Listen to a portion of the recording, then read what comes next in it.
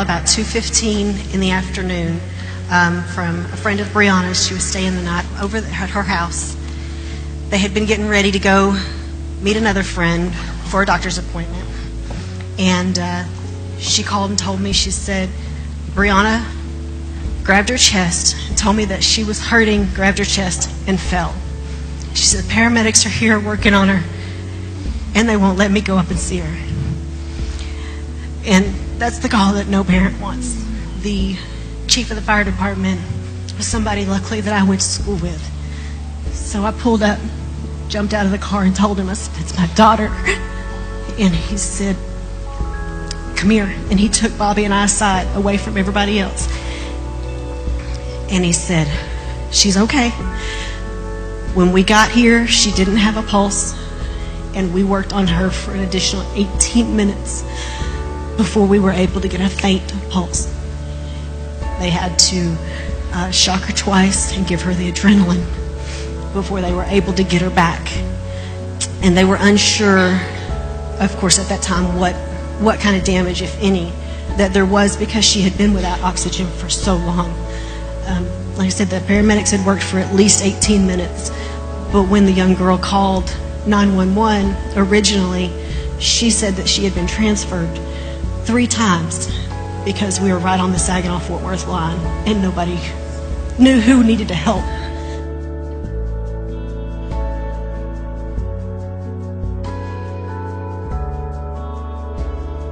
Whenever she would come to, whenever they would take the medication away, she would come awake, and she could acknowledge that somebody was in the room. She would follow you from side to side, shake her head yes or no, smile, but the doctors were saying, this is as good as it's going to get.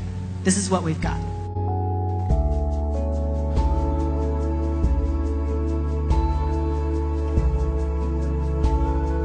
I remember the neurosurgeon at the time came into Breanna's room, and he didn't say, which is unheard of nowadays in times, especially for a doctor or for a nurse to come in and pray for you, or even ask to pray because of the limitations they have. But he came in and he looked at Tanya and I after he examined Breanna just very briefly. He'd been in so many times before, and he said, I'm going to pray for your daughter right now. By the time he came back, Breanna had really made a lot of progress. Her speaking was tremendous, just very much improved. I really couldn't even understand her the last time he saw her. And he took Tanya out in the hallway, and he pointed at Breanna's room, and he said, that is God. That was how tremendously the Lord must have just laid his hand upon Breanna for her to make that type of progress.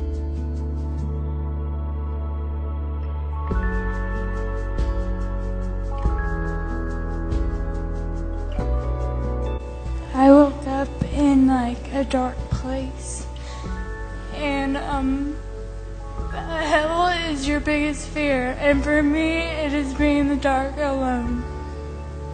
I just didn't know what to do, and I just started praying, and there was a light. It was so bright, it just lit up everything, and around me was just grass. The second I saw the light, I knew it was God, and God told me, asked me why I did what I did. So I gave my honest answer, and just like, God, I am so sorry. I said, I don't know why I did the things I did. Now I'm here with you. I'm so sorry. I took advantage of what you gave me, and what you gave me is my life. But in my head, I heard everyone praying for me. And I tried to reach out and touch him, and when I did, my fingertips went numb. And an angel came, and she took me back to the hospital, and I was in the back corner of the room. I saw my mom, my sister laying on my bed, Bobby, and after that, the angel told me that I had a choice. And once I made this choice, there was no going back.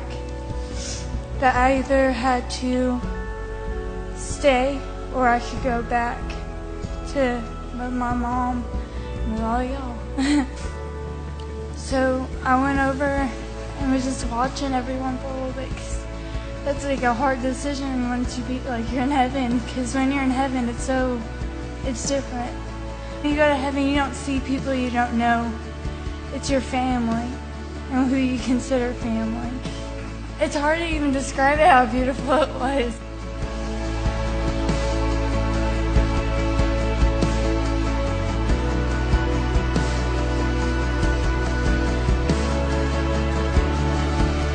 Once you've been in God's presence, you'll never be the same.